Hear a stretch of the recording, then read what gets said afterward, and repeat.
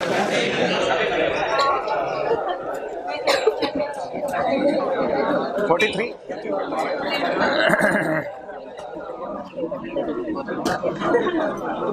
Page number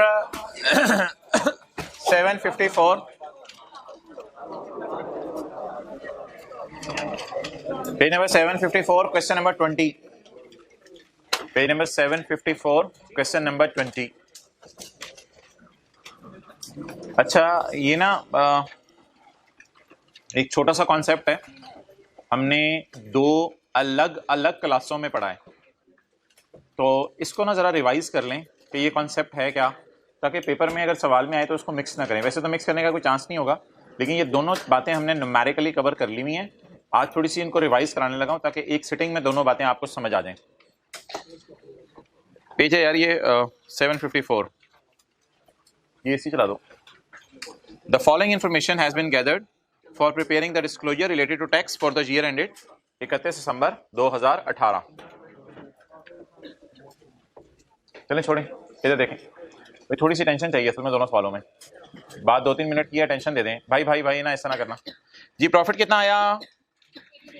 80 million. Other income में dividend कितना पड़ा है?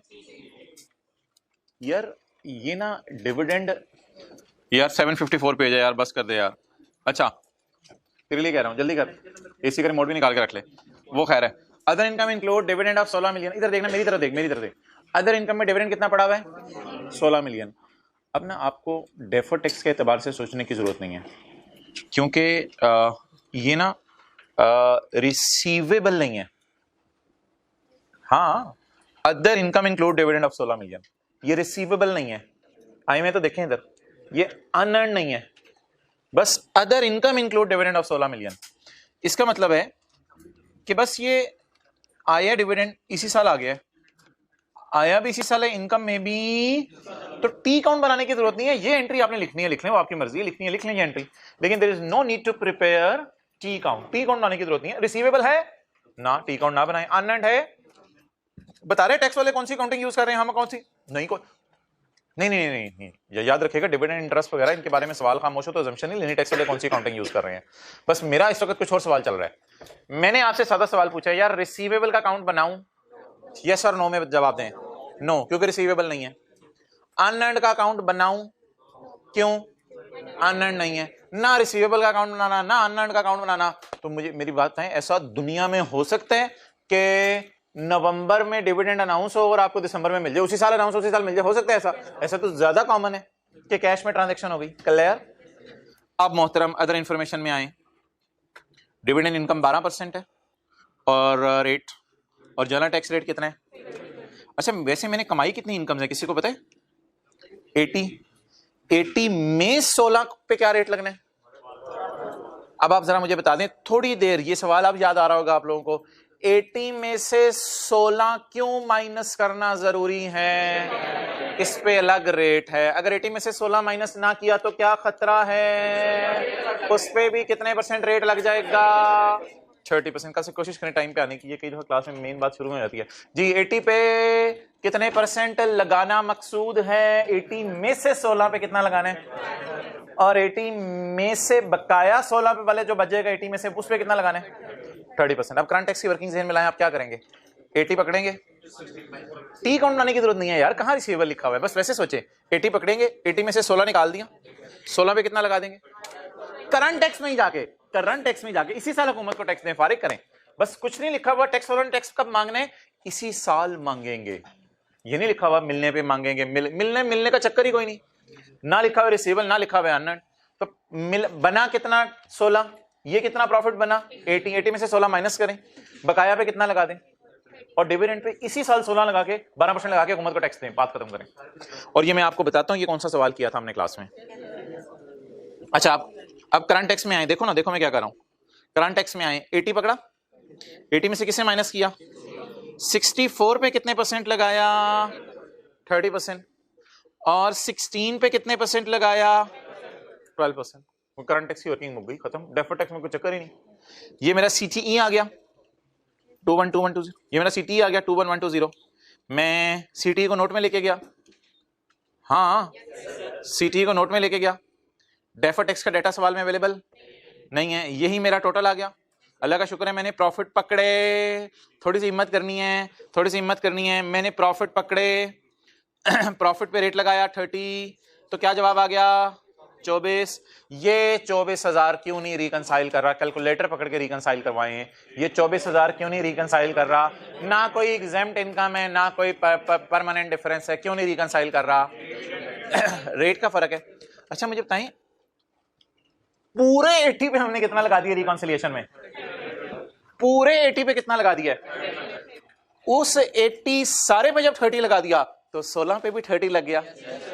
16 पे लगना कितना था? 16 पे लगना कितना था? 12। कितना ज्यादा लगा दिया? कैलकुलेटर पकड़े, 16 पे 18% लगाएं, 2880। और करंट टैक्स की वर्किंग में से माइनस किया था 16,000 को, इसलिए 16,000 के टैक्स को भी रिकंसिलिएशन मैच कर गई। छोटा सा सवाल था लेकिन एक बहुत अच्छी रिवीजन होगी और एक पुराना कॉन्सेप्ट रिवाइज हो गया। और डेफर्ड टैक्स की वर्किंग क्यों नहीं खोलनी पड़ी ये आपने मुझे बताना है। अब अगर आप ज्यादा जिद में आ रहे हैं कि सर ये टैक्स वाले कौन सी अकाउंटिंग फॉलो कर रहे हैं, ओ भाई कैश आ गया, जैसे ही पैसे आए हैं हमने भी इनकम में डाल दिया है, टैक्स वाले भी कह रहे हैं इनकम में डालो, बात खत्म करो। तो ऐसी कोई जिक्र उसने सवाल में किया ही नहीं कि मैं बहस करूं कैश अकाउंटिंग या एक्रूअल अकाउंटिंग। क्लियर? इस जैसा सवाल मुझे दिखाएं, इस जैसा सवाल मुझे दिखाएं। Question number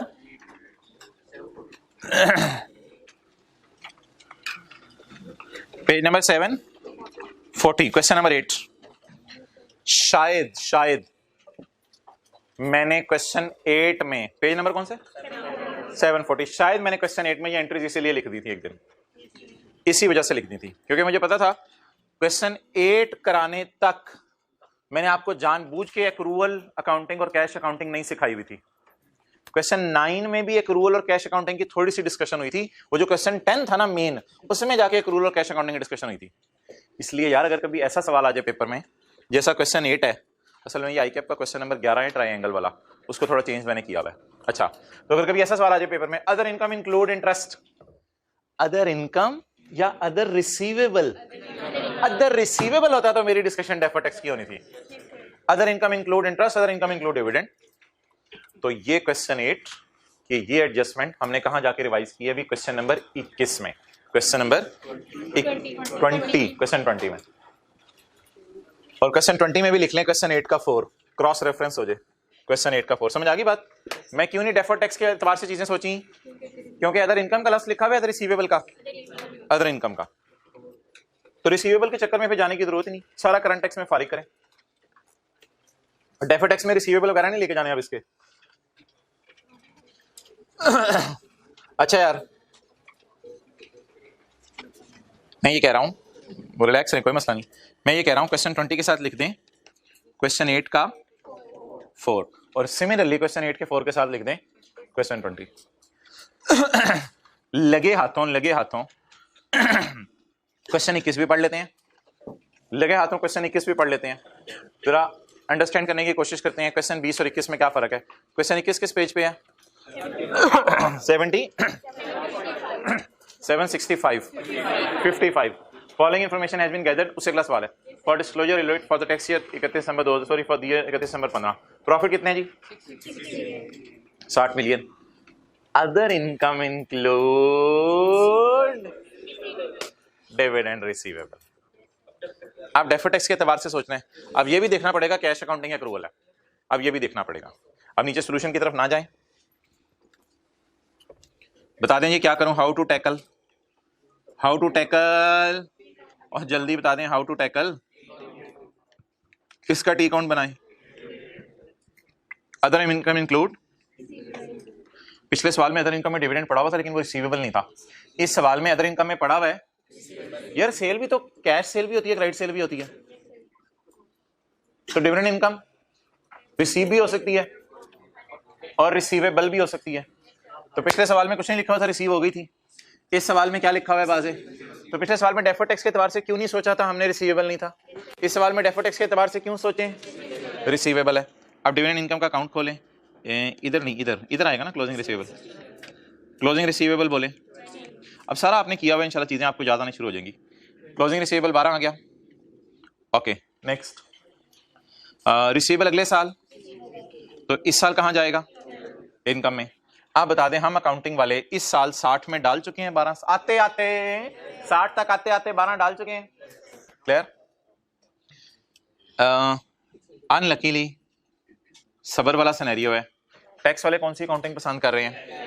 cash accounting. Tax वाले कौन सी अकाउंटिंग पसंद कर रहे हैं? Cash accounting. आप बताएं, अभी तक जो डिस्कशन हुई है, आपका लेवल थोड़ा सा यहां से यहां आता हुआ फील हुआ है आपको अभी आज वाली बात से? काजी you missed, you really missed. चलें हम अपना लेवल और जरा बहरहाल कोई से समझा दे बाद में। Dividend is taxable on receipt basis at 30%। अगर 15 में मिल जाए, अगर 15 में मिल जाए तो 30% रेट लगेगा डिविडेंड पे। लेकिन अगर अगले साल मिले तो फिर इस पे रेट हुकूमत ने कितना कर दिया है? अब आप मुझे बता दें, मैं किस रेट को उठाऊं, किसको गिराऊं? 30% को गिराऊं और 10% को उठाऊं, क्योंकि मेरा रिसीवेबल तो अगले साल रिसीव होना है ना।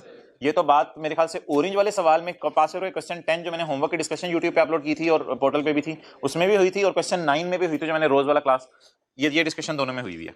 अच्छा जी, एप्लीकेबल टैक्स रेट इज 35%। अब कुछ भी नहीं करना, अब आप मोहतरम थोड़ा सा मेरे साथ साथ चलना है और करंट टैक्स और डेफर्ड टैक्स की वर्किंग्स करवानी है, लेकिन अभी नीचे जाए बगैर जबानी पहले कर लेते हैं थोड़ा सा।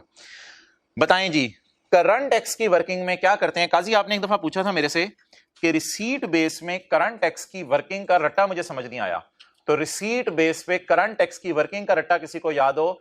इनकम्स और एक्सपेंसेस को उल्टा दो और पेमेंट्स और रिसीट को रिकॉर्ड कर दो। या अगर मैं इनकम के एतबार से बात करूं, इनकम को उल्टा दो और कैश को ऐड कर दो। इनकम कैश रिसीव्ड को ऐड कर दो। कैश तो है नहीं, सिर्फ इनकम उल्टानी है। कैश तो है नहीं, सिर्फ क्या उल्टानी है? इनकम उल्टानी है। चलें जी, करंट टैक्स की वर्किंग मेरे आ गई। प्रॉफिट कितना? 60 मिलियन था ना, मैंने 60,000 लिख लिया रुपीज इन 1000 में। क्लियर? और जिसने लॉजिक सोचनी है करंट टैक्स की वर्किंग में, प्रॉफिट कितने? 60,000। प्रॉफिट तक आते आते हमने इनकम में डाल लिया हुआ है। टैक्स वाले कहेंगे अगले साल मिलेगा तो डालना, तो इसलिए टैक्स वाले क्या करने को कहेंगे? माइनस बकाया 48 आ गया। 48 पे लगा दो माय डियर 35। करंट टैक्स में डिविडेंड के साथ छेड़ा-छेड़ी ना करना, डिविडेंड पे डेफर करके टैक्स देना है, अगले साल टैक्स देना है। तो करंट टैक्स में पिछले सवाल में हमने छेड़ाछाड़ी की है डिविडेंड के साथ, इस सवाल में हमने छेड़ाछाड़ी नहीं की, क्योंकि रिसीवेबल ने रिसीव कब होने और इस पे टैक्स कब हमने देना है? अगले साल। इसलिए करंट टैक्स में क्यों नहीं निकाल रहा? करंट टैक्स में टैक्स पता है क्या निकालने का मकसद होता है? इसी साल हुकूमत को टैक्स दे दो। करंट टैक्स में टैक्स निकालने का मतलब ये होता है। करंट टैक्स में टैक्स निकालो या डेफर करके टैक्स निकालो? अब डेफर टैक्स में यार आपको पता है अल्हम्दुलिल्लाह डेफर टैक्स टेंशन प्रोग्राम नहीं है। Dividend receivable carrying amount 12,000।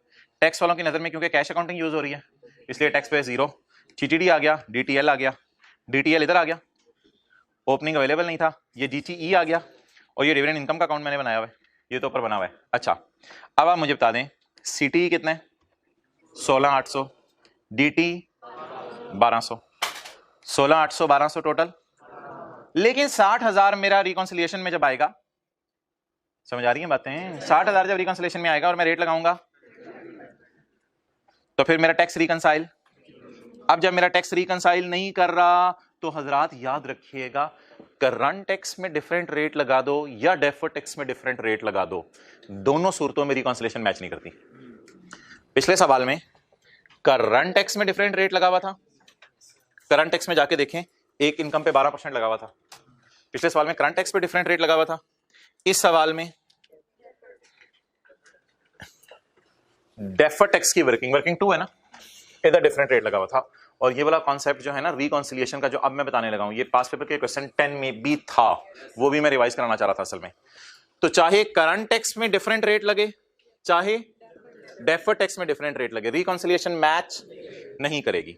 अब बता दें अगले साल इंशाल्लाह हमने डिविडेंड पे कितने % टैक्स देना है? 10%। अब थोड़ी सी अटेंशन से बताएं, मैंने सारी इनकम्स पे क्या रेट लगा दिया? डिविडेंड पे अगले साल देना कितने? 10। लेकिन इस साल की इनकम में तो डला हुआ है ना, डिविडेंड पे देना कितने अगले साल? और मैंने डिविडेंड पे भी साथ ही लगा दिया 10, क्योंकि 60 में तो सब कुछ पड़ा हुआ है ना, 60 में तो सब कुछ पड़ा हुआ है। तो 60 में अगर मैंने डिविडेंड पे भी लगा दिया 10%, सॉरी 35%, तो बताएं कितना ज्यादा लगा दिया, 25%। तो देखें अगर मैं डिविडेंड पे 25% लगाऊं तो मेरी रिकॉन्सिलेशन मैच कर जाएगी। अगला सवाल अपनी जगह कि इसको ऐड करना है या लेस करना है रिकॉन्सिलेशन में, उसका जवाब यह है कि जो करंट टैक्स की वर्किंग में सलूक किया है वही यहां आके आपने सलूक करना है। क्लियर? मैं इनको बहुत खूबसूरत सवाल कहता हूं। ये दोनों सवाल ये मैंने खुद बनाए हुए हैं, लेकिन पास पेपर में ना बच्चों को असल में मसला आता था। बच्चे कहते थे कभी डिविडेंड पे अलग रेट लगता है आप करंट टैक्स में ले जाते हैं, देखें देखें देखें, कभी डिविडेंड पे अलग रेट लगता है आप करंट टैक्स में ले जाते हैं, और कभी डिविडेंड पे अलग रेट लगता है तो आप डेफर्ड टैक्स में ले जाते हैं। तो डेफर्ड टैक्स में कब लेके जाना है ये जरा बता दें। जब रिसीवेबल हो, जब रिसीवेबल हो, और जब कोई चक्कर ही नहीं रिसीवेबल का तो फिर इसी साल हुकूमत को टैक्स दें, फारग करें, बस बात खत्म। आई होप ये दोनों बातें आपको पता थी, लेकिन आज जरा कंफर्म हो गई हैं। ठीक है जी, ओवर। FR1 की रिवीजन करनी है आज हमने। कैफ 5 तो नहीं रहा अब FR1, अब तो कैफ 1 हो गया है। अच्छा पेज 756 पे आ जाए जी मोहतरम।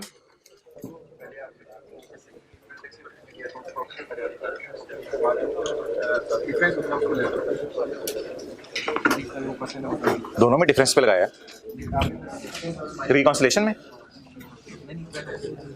आप पहला वाला सवाल पूछ रहे हो? हाँ जी, पहले वाले सवाल में सवाल पूछें जी। बिल्कुल। No no no no, reconciliation का पैटर्न क्यों बदलने लगे हो?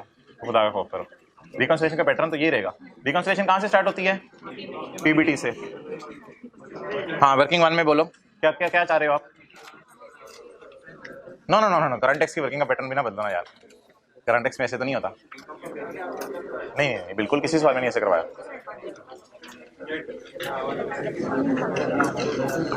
एक भाई की रिक्वेस्ट है क्वेश्चन 20 की करंट टैक्स की वर्किंग रिवाइज करा दें। वो देखें जी, इस साल कमाया कितना 80, उसमें डिविडेंड कितना 16, 80 माइनस 16 पे कितना लगाना है और 16 पे कितना लगाना है, तो ये कर दें। 80 में से 16 माइनस करें, क्योंकि हमारी आदत है पीबीटी से हमेशा शुरू करते हैं हम सवाल, इस आदत को बदल नहीं सकते। पीबीटी से करंट टैक्स की वर्किंग शुरू करेंगे, इसमें से 16 माइनस कर दें, बाकी पे कितना लगा दें और इस पे 12%। तो 20 और 21 क्वेश्चन अपनी जगह, और हमारी तरफ से 20 और 21 क्वेश्चन के साथ आप जो मर्जी सलूक करें, बस 21वें सवाल में जो ये लफ्ज है ना, इसने सारी गेम डाली है। इसने 20 और 21 को अलग सवाल बना दिया। तो इंशाल्लाह डेफर्ड टैक्स में चीजें जाना पता है पेपर में कैसे चला करेगा, जब रिसीवेबल्स आया करेंगे या अनअर्न्ड आया करेंगे तो डेफर्ड टैक्स में चले जाएंगी चीजें, वरना करंट टैक्स में बार बार फारिग करनी। पेज 756।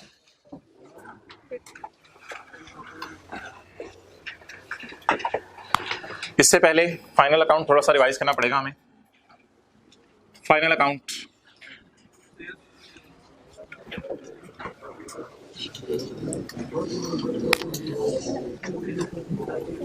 इधर से ही कर लेते हैं।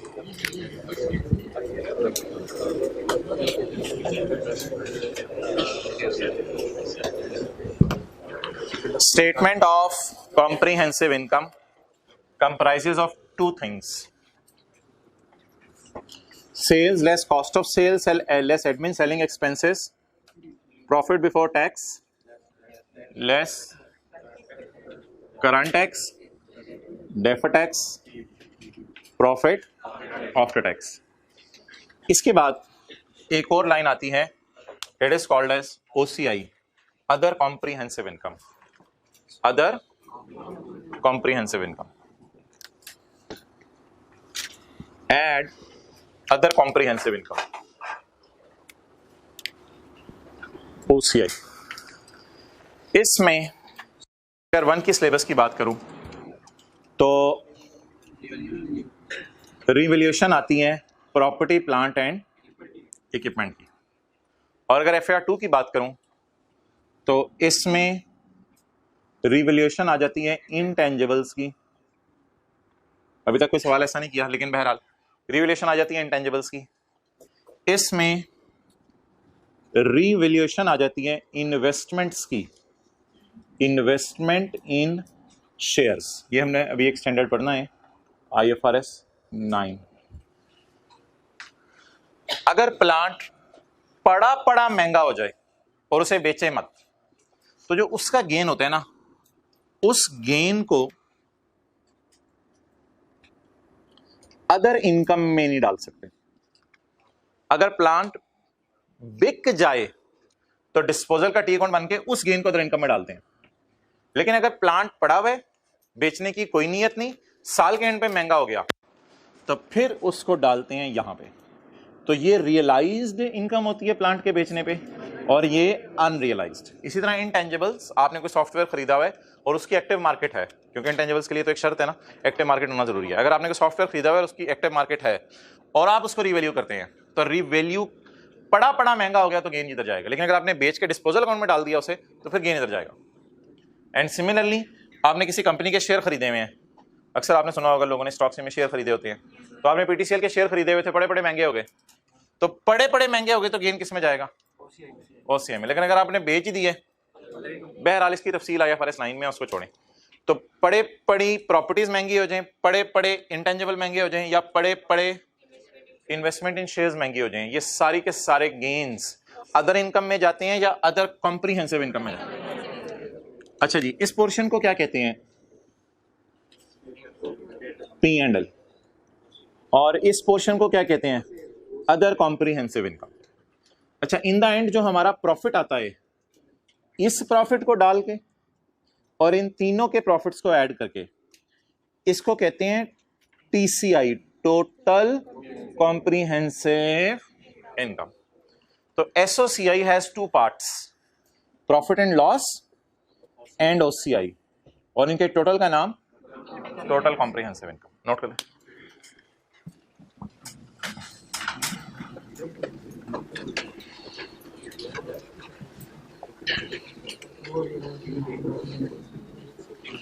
कौन सा है पेज नंबर? नहीं सॉरी, मैं कुछ और देख रहा हूं।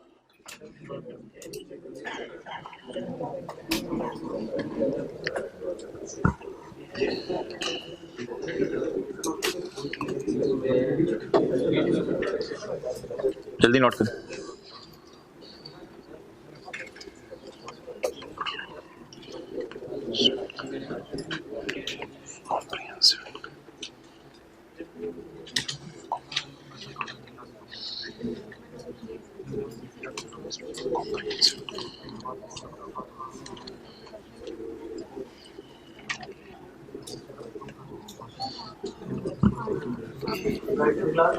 हाँ यार, इधर ले आओ आप जी मोहतरम। हाँ कल तो इंशाल्लाह है ना क्लास, हम डिसाइड करेंगे। कल शायद शाम को भी क्लास में रख लूँ, और अगर आप ऑब्वियसली ना ले सके फिर अपलोड करनी पड़ेगी। अब संडे को तो क्लास नहीं हो सकती, वो तो आपको पता है। अच्छा, ये इधर लाओ कैमरा।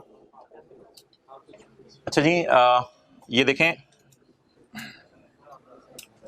पब्लिश फाइनेंशियल स्टेटमेंट्स अगर मैं खोलूँ तो देखें, आप चुप रहे ना, आप इधर देखें। पब्लिश फाइनेंशियल स्टेटमेंट अगर मैं खोलूँ तो ये क्या लफ्ज़ लिखा हुआ है? स्टेटमेंट ऑफ प्रॉफिट और लॉस। इधर देखें, प्रॉफिट और, यार ये ना सेल से पैट तक होगी बस। अच्छा, अब ऑर्गेनाइजेशंस की ना इतनी ज्यादा ओसीआईज आने लग गई हैं कि उन्होंने अगले सफे पे डालने लग गए हैं। एक सफे पे काबू नहीं आता पूरा प्रॉफिट एंड लॉस। तो ये मैं ऑर्गेनाइजेशन के आपको फाइनेंशियल स्टेटमेंट दिखाने लगा हूं, जिसमें पहले सफे पे आपको पी&एल नजर आएगा और अगले सफे पे ओसीआई नजर आएगा। हालांकि हम पेपर में इतना एक पेज पे ही सब कुछ मैनेज कर लिया करेंगे, लेकिन उन्होंने 2 पेजेस पे मैनेज किया भाई, इतनी ज्यादा इनकी ओसीआईज है। तो देखें जी, पी&एल कहां से शुरू होता है? P and L, sale, revenue, cost of sale, gross profit. अच्छा, ये तरतीब ना जरा याद करते हैं, फाइनल अकाउंट में हेल्प होगी। Sale, cost of sale, gross profit, admin, selling, other expenses, other income, ये पॉजिटिव से होगी ना, अदर इनकम। इंटरेस्ट वगैरह लीज के ऊपर और नॉर्मल, ये छोड़ें, ये क्या है? Profit before. अच्छा, सीटीडीटी इन्होंने असल में नोट में शो किया होगा अलग अलग, इस वजह से इन्होंने यहाँ पे खाली टैक्स लिखा हुआ है। और प्रॉफिट फॉर द ईयर से मिला दे प्रॉफिट आफ्टर टैक्स। अब ये कोई रेशोज हैं, इनको छोड़ें, और नीचे जो लिखा हुआ है इसे भी छोड़ें। ये प्रॉफिट फॉर द ईयर कितना आ गया? 278। ये सारी चीजें आपके अभी स्कोप में नहीं है। 278 को इन्होंने अगले सफे पे जाके डाला, क्योंकि ये वाला जो पैट है 278, ये टोटल का पार्ट भी तो बना है ना। तो 278 को इन्होंने अगले सफे पे जाके डाला, और अगले सफे पे डाल के 278 को इन्होंने ओसीआईज ऐड करनी शुरू की। लेकिन ओसीआई में भी लॉस आ सकता है किसी को, और ओसीआई में देखें, change in fair value of investments इन्होंने शायद फिक्स एसेट को रिवैल्यू ना किया हो, हमें तो FR1 में वही पता है, तो इन्वेस्टमेंट्स की फेयर वैल्यू में चेंज आ गई। और OCIs डालते डालते डालते, बहुत सारी OCIs आप पढ़ेंगे CA में, OCIs डालते डालते इन द एंड ये कहां पहुंचे, OCI का टोटल आ गया, ये उसे छोड़ें, in the end total comprehensive income, in the end total comprehensive income. तो टोटल लॉस आ रहा है पैकेजेस को, हमें क्या 3.4 बिलियन होगा शायद, अच्छा 3.4 बिलियन का पैकेजेस को लॉस आ गया। तो दैट इज माय, आप क्या कह रहे हैं, बंद करो यार इन्होंने यार, मैं कोई अपना बिजनेस करके 5-10 रुपए प्रॉफिट कमा लूंगा, इनसे आगे निकल जाऊंगा इंशाल्लाह। तो टोटल कॉम्प्रिहेंसिव इनको क्या आ गया जी, लॉस आ गया या प्रॉफिट आ गया, जो मर्जी।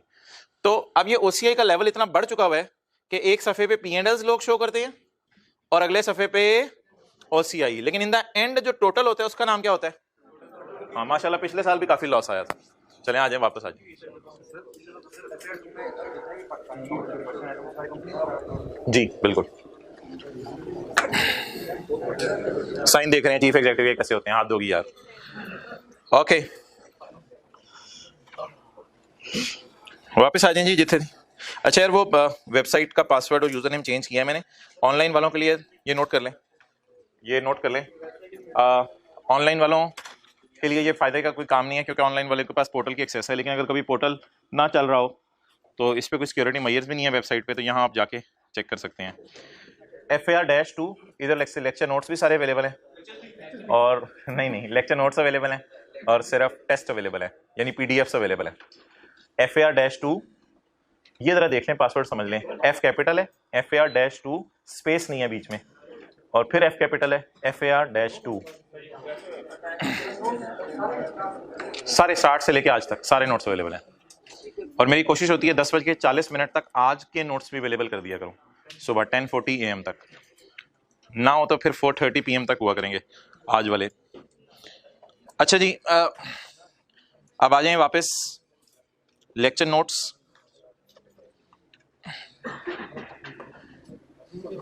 शहजाद टेक्सटाइल लिमिटेड, मोहतरम इस रिवैल्यूएशन की वर्किंग जो इधर 90% बच्चे बैठे होंगे उन्होंने उसी पैटर्न पे की होगी जिस पैटर्न पे भी मैं कराने लगा हूँ, लेकिन 10% बच्चे जिन्होंने इधर उधर से पढ़ा हुआ है उन्होंने शायद डिफरेंट पैटर्न पे की हो, तो उन बच्चों ने जरा अटेंटिव रहना है। और दूसरी बात, इस सवाल को भी तसल्ली से समझना है, FR1 वाले, इसके फौरन बाद हम फॉरेन करेंसी में वापस चले जाएंगे 15 मिनट के लिए, और फॉरेन करेंसी में जाके भी रिवैल्यूएशन करके आएंगे। तो अभी आप लोकल करेंसी में रिवैल्यूएशन कर ले, फिर IS-21 में भी फौरन एक सवाल करना है आज। Shahzad textile mills limited purchase the plant for ₹500 million on July 10. The plant has a life of 10 years and no residual value. STML uses revaluation model for बाद में जब मैयर करना हो PPE को, इनिशियली मैयर कॉस्ट पे कर रहे हैं, लेकिन फिर ईयर एंड के ऊपर सब्सिक्वेंटली मैयर कर रहे हैं रिवैल्यूएशन मॉडल पे। And accounts for revaluation on net replacement method, ये मेथड क्या है, ये जनरल एंट्री जब मैं खोलूंगा तो मुझे याद कराइएगा, मैं आपको बता दूंगा। एक और मेथड है ग्रॉस रिप्लेसमेंट मेथड, वो भी हम इंशाल्लाह देखेंगे। The details of revaluation performed by an independent valuer are as follows. पहले साल के आखिरी दिन एसेट रिवैल्यू हो रहा है या दूसरे साल के पहले दिन? दूसरे साल के पहले दिन, फिर उसके बाद अगले साल के पहले दिन, फिर उसके बाद उससे अगले साल के पहले दिन। 30 जून 11 पहला साल बनेगा, 30 जून 11 पहला साल बनेगा, 30 जून 12, 30 जून 13 और 30 जून 14। यकम जुलाई 13 के बाद जो साल एंड होगा 30 जून 14। जिन्होंने टैक्स पढ़ा हुआ वो तो काफी फेमिलियर है कि 30 जून 14 अब हमारा आखिरी साल होगा, तो 4 साल की जनरल एंट्रीज करनी है। चलें जी स्टार्ट करें।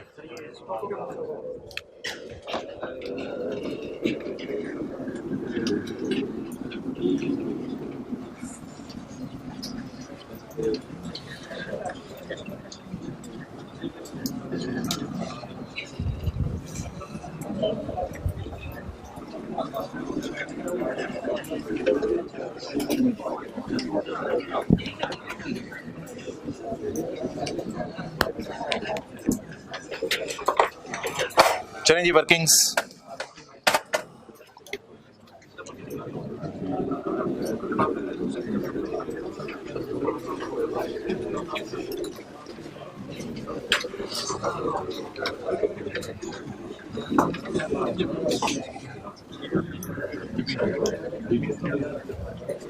ओके डेट ऑफ परचेज बताएं।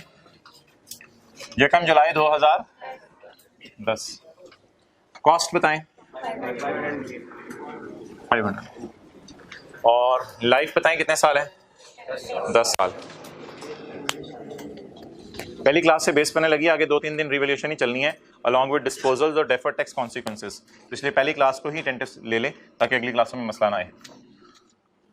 30 जून 2011 डिप्रिसिएशन डिवाइडेड बाय 10 कितना हो गया जी? 450। 30 जून 2011 ये होगी जी WD 450। चलें जी, पहले साल की, उधर ही रखो कैमरा, पहले साल की जर्नल एंट्रीज।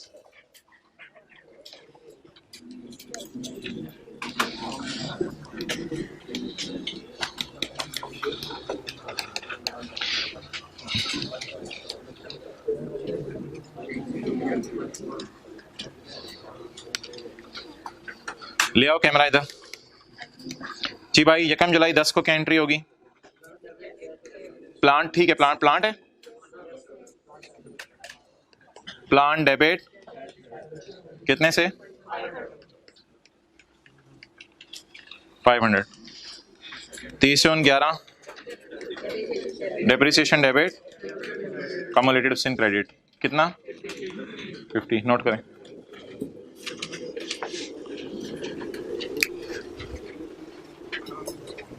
यार इधर ही ले आओ, किसी वजह से इधर नोट कर रहा हूं दोबारा। ये रेंट कौन से जी? 30 जून 2000 सुपर यार, नाइफ ले साहब। यकम जुलाई 10 प्लान डेबिट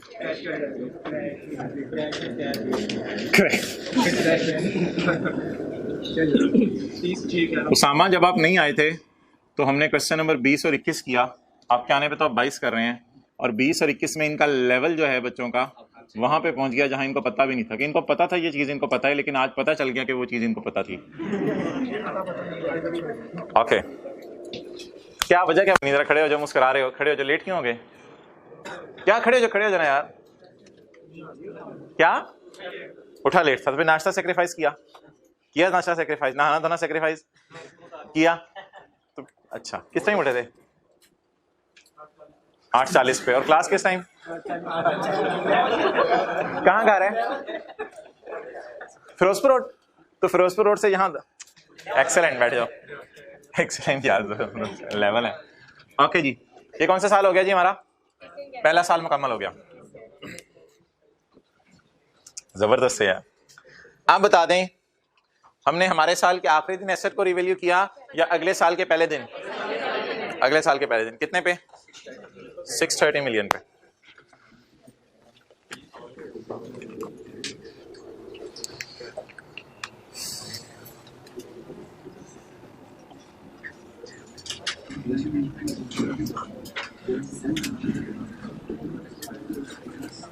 ओके, क्या जवाब आया? 630। आपको फीलिंग आ रही है बीवी आसमानों पे पहुंच गई है? ओ यार, हाथ होगी तो तेरा दिन उधर ही रहता है।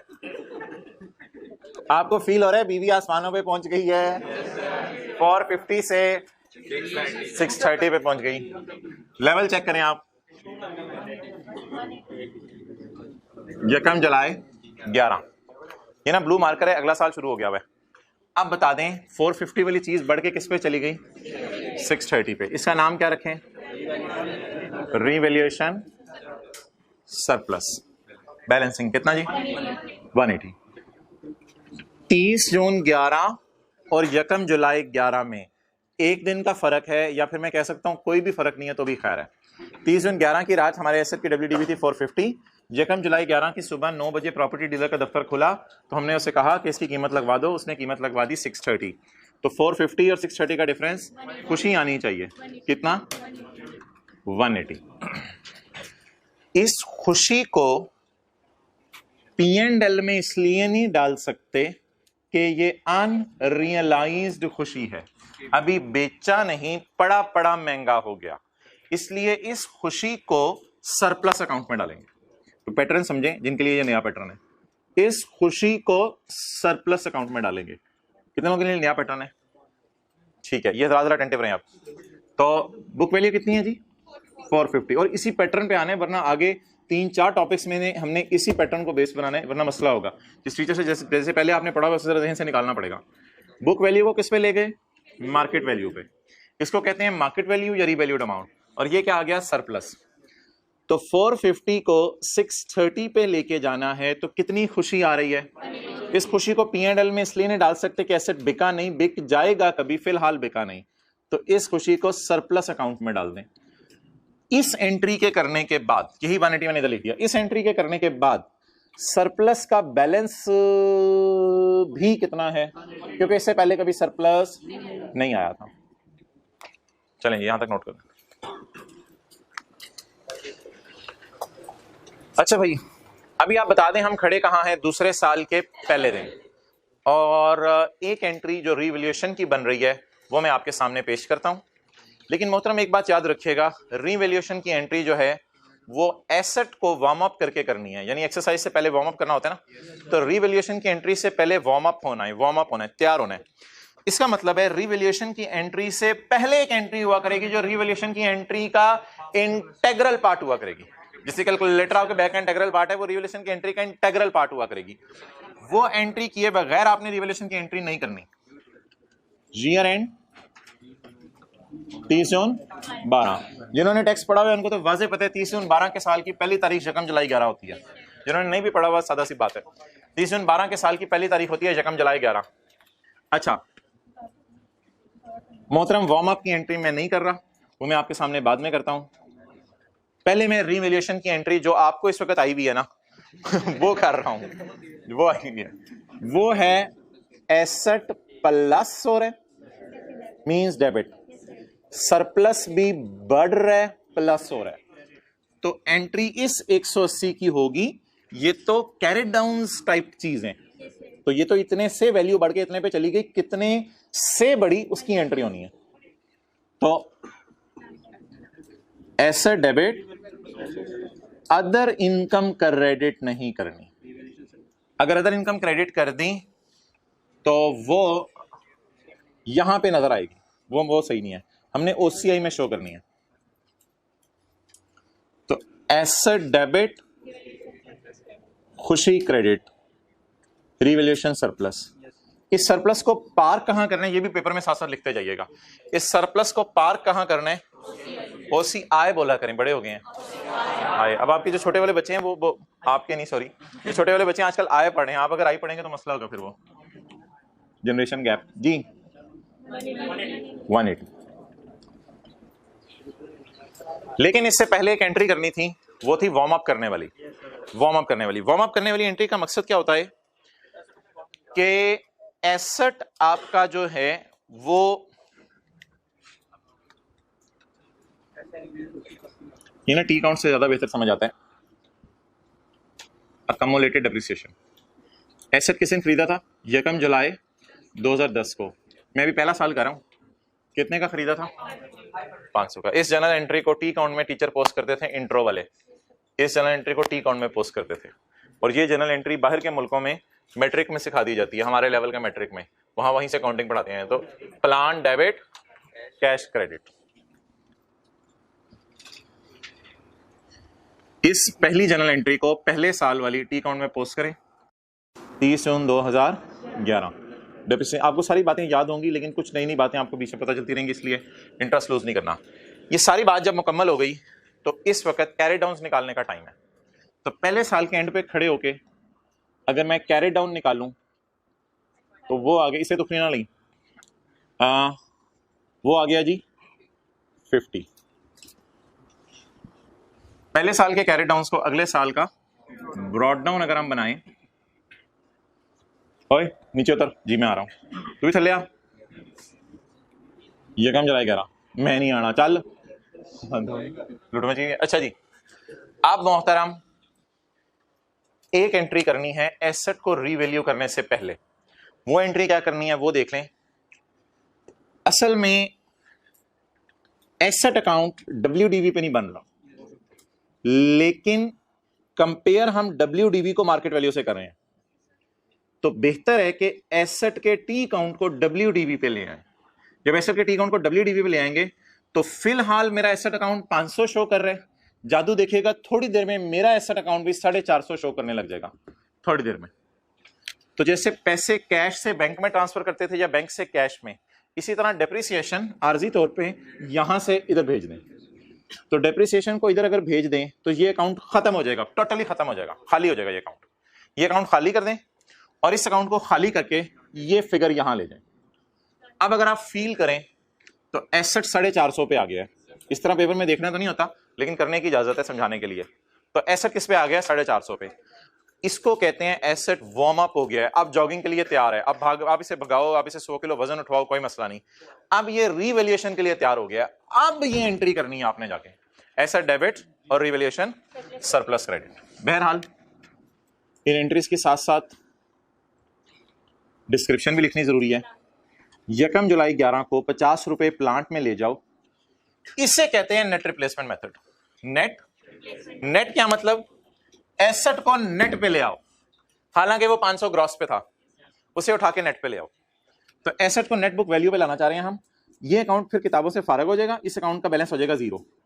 और ये फिगर आई है अकमुलेटेड डेप्रिसिएशन अकाउंट से, किस तारीख को? साल के पहले दिन जिस दिन रिवैल्यूएशन हुई है।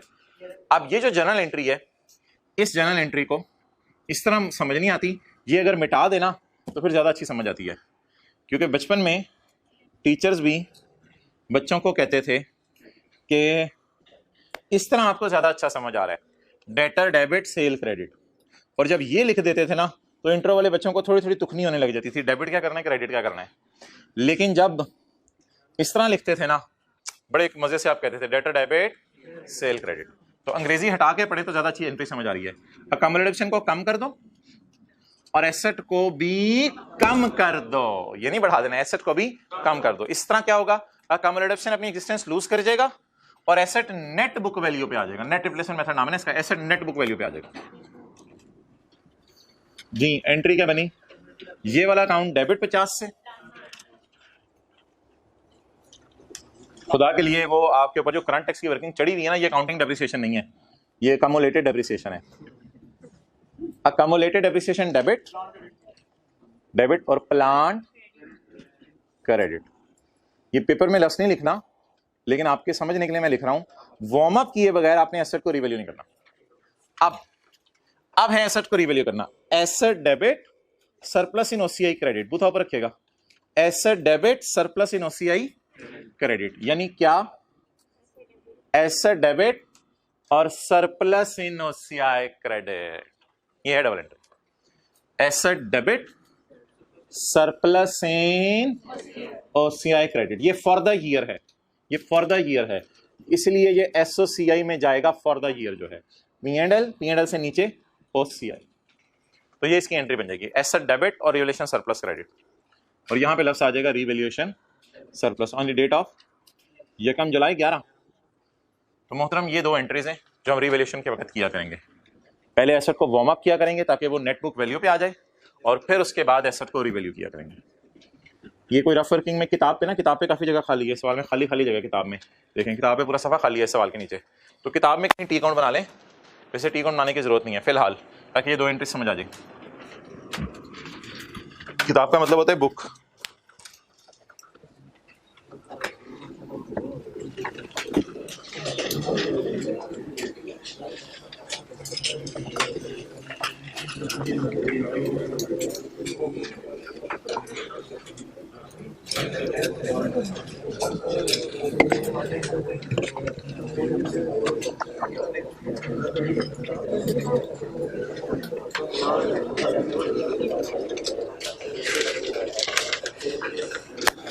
ओके, टेस्ट में नंबर कम क्यों आए थे? हाँ, वो जो तो अभी 1-2 दिन पहले बांटा गया, 13 नंबर थे ना, पता नहीं। हाँ क्यों? देखना पड़ेगा, क्लास के बाद देख के जो है बताना। ओके, अब कह रहे हो किसी दिन मेरे से भी पूछ लें, इस तरह दिया ही नहीं। अच्छा दिया था, वेल डन। कितने नंबर आए थे? 13, 14, 15, 16, 15.5 और लेवल है यार। कितने में से? 28 में से। हाँ पास है, पास है बच्चा, पास है बच्चा। अच्छा जी, आप बता दें जी, साल के एंड पे एसेट घिस जाएगा, घिस जाएगा साल के एंड पे एसेट। तो अब हमने एसेट को साल के एंड पे क्या कराना है? डेप्रिशिएट कराना है। अच्छा एक बात याद रखिएगा, जब भी एसेट के ऊपर आप डेप्रिसिएशन चार्ज करेंगे ना, चार्ज, तो चार्ज करेंगे आप रिमेनिंग लाइफ पे। डिफिशिएंट चार्ज किस पे करेंगे? रिमेनिंग लाइफ पे। इसकी लॉजिक सुन लें, जब भी रिवैल्यू हो जाएगा ना एसेट को आप रिमेनिंग लाइफ पे डिप्रिशिएट करेंगे। इसकी लॉजिक, एक डाटा फर्जी सा एज्यूम करते हैं, फर्जी सा 100 रुपए का एसेट खरीदा, 20 रुपए डिप्रिशिएट हुआ, 80 इसकी WDV है। आपने सोचा कि WDV पे छोड़ो, मार्केट वैल्यू पे ले जाएं। आपने पहले साल के आखिरी दिन, फर्जी डाटा, आप पहले साल के आखिरी दिन नहीं, दूसरे साल के पहले दिन आप जब मार्केट में लेके गए तो ये 80 वाला एसेट 10 रुपए से बढ़ के 90 पे हो चुका था। अब मोहतरम, ये मैंने 100 में से -20 क्यों किया है? इसकी लाइफ 3 साल है ना, 1 2 3 साल। तो डाटा कुछ इस तरह का करते हैं। एसेट कितने का खरीदा? लाइफ कितनी है? 3 साल। तो 90 डिवाइड बाई 3 30। अब जरा बात सही है। तो 90 divided by 3 30। What is WDV? 60। इस 60 के एसेट को जब आपने रीवैल्यू किया तो ये हो गया 64 का। कितने का हो गया?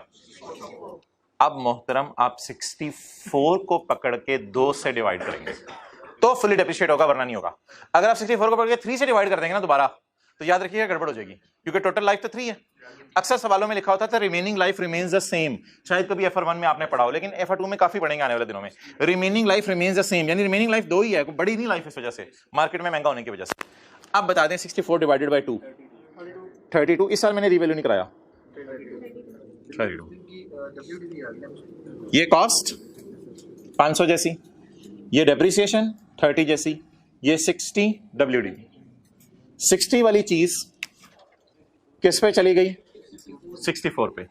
अब मैंने 64 को कितने सालों में डेप्रिशिएट करना है? 2 सालों में।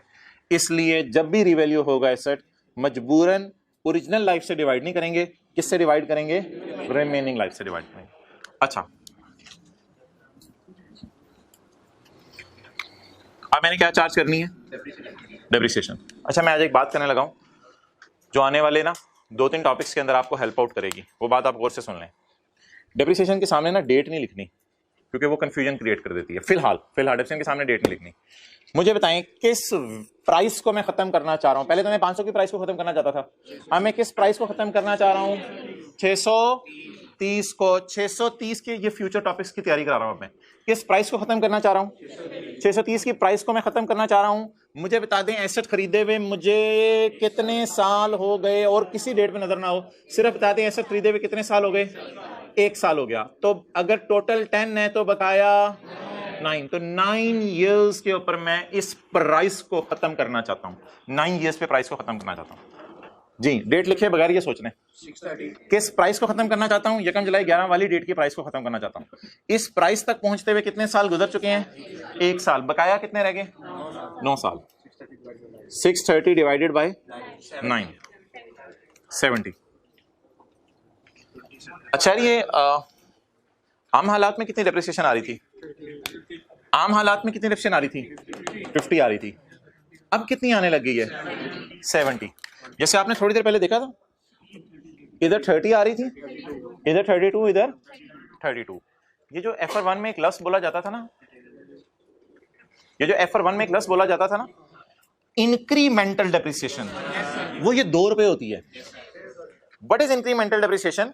आम हालात वाली डेप्रिसिएशन 30 है, खास हालात वाली डेप्रिसिएशन 32 है। 32 में आपको पता है 2 ज्यादा है।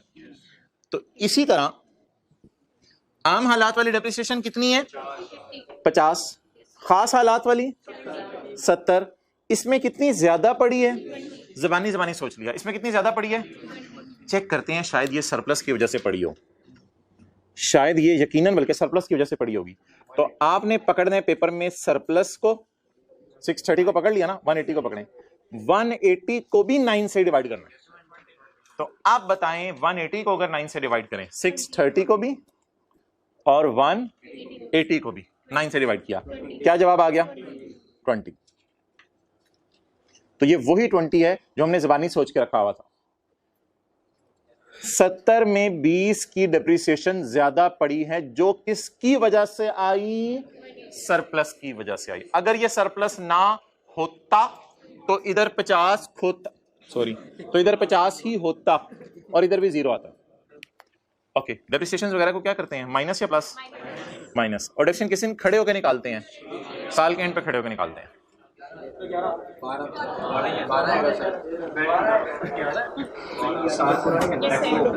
ये कम जुलाई 11 है ना, ये कम जुलाई 11 है, तो साल का एंड 30 जून 12। तो वैसे भी यार 30 जून 13 पे अगर डेप्रिसिएशन निकालोगे, 30 जून 13 पे डेप्रिसिएशन निकालोगे और 30 जून 11 पे निकालोगे तो 12 की चाचू निकालेंगे, चाचू तो साथ नहीं जाते पेपर में। तो 30 जून 11 पे डेप्रिसिएशन निकल चुकी, अब किस में निकालनी है? 30 जून 12 पे। यार बातें सुना करो, कोई लगता है फिगर पकड़ के बैठे होते हैं, मेरी बात ही सुन रहे। 160 30 जून 2000। रीवैल्यूड अमाउंट लिखूं या WDV लिखूं? नहीं, रीवैल्यूड अमाउंट तो फिर सवाल में अलग से दी होगी, तो ये फिलहाल WDV है। मैं ये 2 एंट्रीज अभी रहती हैं वो मैं लिखता हूँ, यहां तक नोट कर लो। मैं क्या कर रहा हूँ, दूसरा साल तो मैं ब्लू मार्कर से बना रहा था। तो बताएं जी, 30 जून 2012 पे डेप्रिसिएशन 630 डिवाइडेड बाय 9,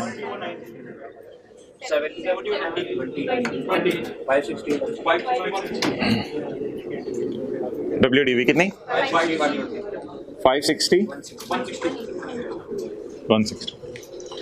ओके, अब जी ब्रो वो आपको बुला रहे, कह रहे थे AC बंद कर दो। नाम क्या है? अच्छा, चलता रहे। अच्छा क्या? नहीं, मैंने तो देखा था इशारा करते हुए। अच्छा अब आ जाए जी 30 जून 2012। 30 जून 2012 बोले जी, जी बात कर दी थी ना उसने, इसलिए मैं depreciation debit, accumulated depreciation credit.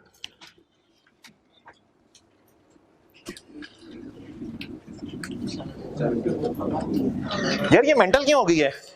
Incremental mental क्यों हो गई है? आम हालात में कितनी थी? मेंटल हो गई कितनी है? मेंटल पन कितना है?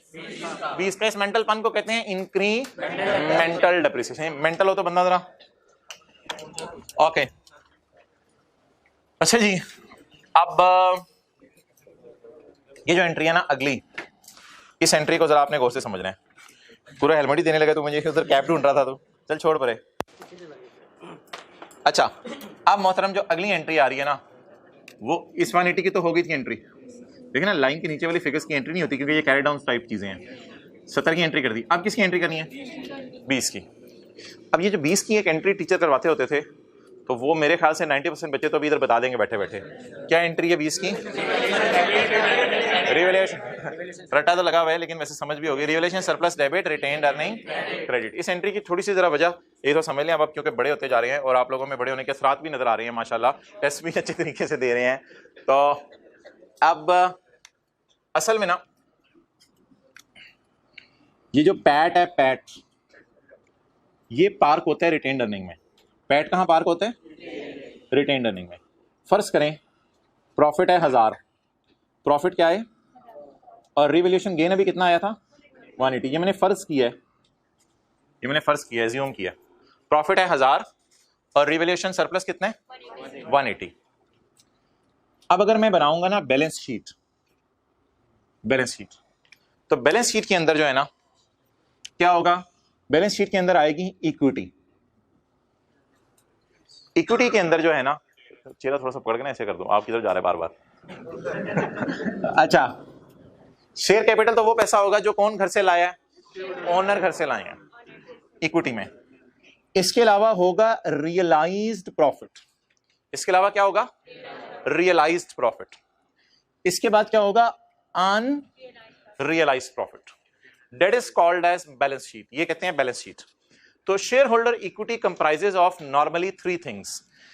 जितना पैसा वो घर से लाए, चेहरे ऊपर, जितना पैसा वो घर से लाए, जितना बिजनेस ने सारे सालों में कमा के दिया, और जितना अनरियलाइज्ड रिकॉर्ड कर लिया है, कभी ना कभी शायद रिकॉर्ड किया हुआ मिल भी जाए अगर एसेट आज ही बेच दें।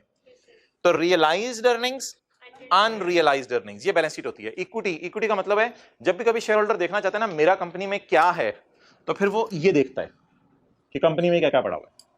अच्छा, रिटेन्ड अर्निंग्स होती हैं सारे सालों के प्रॉफिट्स। तो अगर बिजनेस को 4 साल हो गए ना शुरू हुए हुए, तो हमारा साल है चौथा, तो ब्रॉड डाउन से मुराद होगा 3 सालों का प्रॉफिट आफ्टर टैक्स। अगर डिविडेंड नहीं बांटे जा रहे, ब्रॉड डाउन से मुराद होगा 3 सालों का प्रॉफिट आफ्टर टैक्स। 3 सालों का, अगर 4 साल होंगे बिजनेस को शुरू किए हुए, 3 सालों के प्रॉफिट आफ्टर टैक्स में हमारे साल का प्रॉफिट डाला जाएगा। हमारे साल का प्रॉफिट कितने? 1000।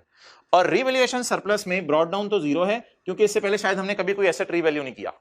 लेकिन रीवैल्यूएशन सरप्लस के अंदर इस साल सरप्लस कितना आया? 180 का। क्लियर?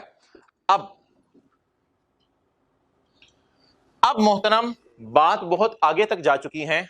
ये फिगर्स रेलेवेंट जगहों पे आके बैलेंस शीट में पार्क हो चुकी हैं। जिन्होंने इंट्रो की क्लास पढ़ी हुई है उनको याद होगा, प्रॉफिट बैलेंस शीट में चला जाता था, ओपनिंग कैपिटल प्लस प्रॉफिट के नाम से माइनर ड्राइंग वगैरह फिर होती थी। तो ये वाला कैपिटल, सारे प्रॉफिट्स कैपिटल अकाउंट में चले जाते हैं और इसको इक्विटी कहते हैं शेयर होल्डर की। अच्छा, अब मोहतरम ये जो अगला फड्डा है वो क्या है? वो ये है कि 70 रुपए है डेप्रिसिएशन, ये है एक्सपेंस, और ये गया P&L। ये किसमें गया? एक मैं नया लफ्ज आज बोलने लगा हूं, ये P&L है, ये आउटसाइड P&L है। एसओसीआई तो है ये, लेकिन ये वो जो ऑर्गेनाइजेशन अभी हमने देखी थी उसमें तो नए सफे पे ये लोग चले गए थे। इसको कहते हैं लफ्ज, ये अकाउंटिंग स्टैंडर्ड्स में लफ्ज लिखा हुआ है, इसे क्या कहते हैं? P&L। इसे क्या कहते हैं? आउटसाइड P&L या इन ओसीआई, जो मर्जी नाम ले दें। तो it is P&L and it is outside P&L। अब 70 की डेप्रिसिएशन तो गई P&L में और जाया भी वहीं करेगी, कोई हर्ज नहीं है। डेप्रिसिएट आपका हो गया एसेट 70 का, 70 की डेप्रिसिएशन गई P&L में, वो जाएगी यहाँ एडमिन या फैक्ट्री कॉस्ट ऑफ सेल में, जहां भी प्लांट पड़ा हुआ है। प्लांट आमतौर पे फैक्ट्री में पड़ा होता है तो डेप्रिसिएशन कॉस्ट ऑफ सेल में चली जाती है, वो छोड़े बहस, जहां जाए जहां मर्जी जाए, जाएगी P&L में। 70 की डेप्रिसिएशन कहां गई? 70 की डेप्रिसिएशन कहां गई? जब 70 की डेप्रिसिएशन गई P&L में, तो 70 की डेप्रिसिएशन ने प्रॉफिट्स को किया कम। 70,000 तक आते आते माइनस हो चुका है। अब ये नहीं कहिएगा 70 माइनस कराएं दोबारा, 70,000 तक आते आते क्या हो चुके हैं? माइनस हो चुका है। तो 70 गया P&L में, इसने अर्निंग को कम किया, इसने अर्निंग को।